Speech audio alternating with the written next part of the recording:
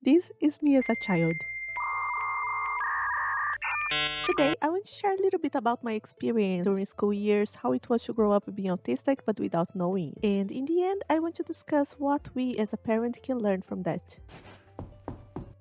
Since day one of school, I was the shy kid, the awkward one who was invisible to others. I always saw other kids playing together, but I could never fit in. I was always the last one to understand the games, the activities, and the rules. I have auditory processing disorder. That means the information that I hear, my brain doesn't process.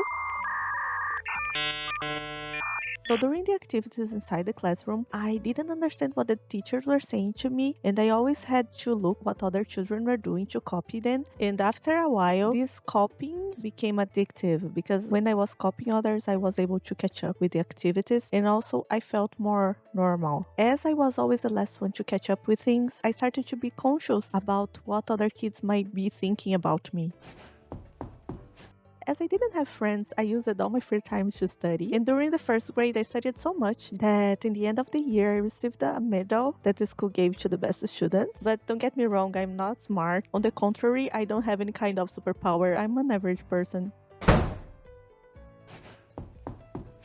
About my stimming, every time I was bored or anxious or worried, I would play with this part of my hair. One day, the principal was giving a speech to the whole school. To be honest, I was really bored and I was doing this. And the principal with the microphone started to yell at me. She said, Do you think you are in a beauty salon? and I was shocked because everyone was looking at me and laughing. I already had my social anxiety, but after this, it got way worse. I started to hide in the washroom to eat because I didn't want anyone looking at me. And also, I was so scared of social interaction that when the washroom was too crowded, I would just walk around the school hoping that no one stopped me to talk. Instead of playing with my hair, I started to count numbers in my head.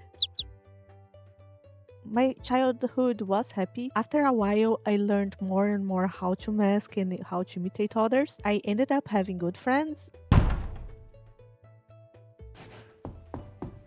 It was hard for me to understand facial expressions, jokes. One day, someone made a really detrimental pun about my name, and the adults that I trusted, my parents, thought it was funny and they laughed and everyone was happy. So every time I knew someone or every time I wanted to start a conversation, I started with this joke because I wanted to appear more approachable and funny. Little I know that the joke was on me.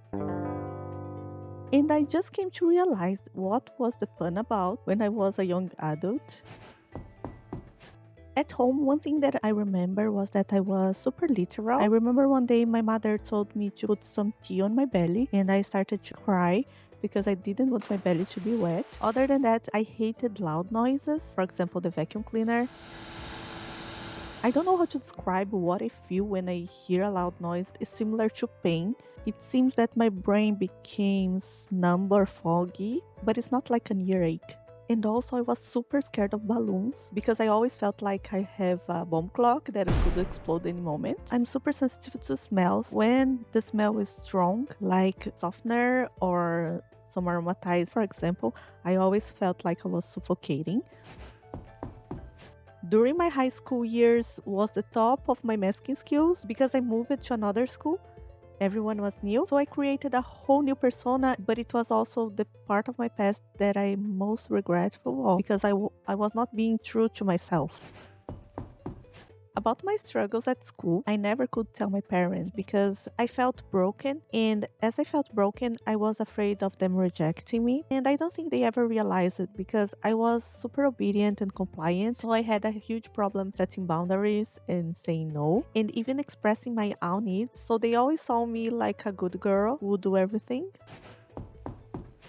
My takeaways about my childhood. Number one, pay attention if your child is too compliant and obedient. They might be struggling with self advocacy, self esteem, setting boundaries, anxiety, and loss of personal identity. Number two, pay attention if your child used to have a coping mechanism and suddenly stopped doing it. Masking can be exhausting and harmful to our mental health and prevent us to seek help. Number three, allow your child to self-esteem, to be able to be themselves and to feel embraced for whom they are. Number four, it's important to seek for professional care if you suspect that your child is having any kind of mental health issue.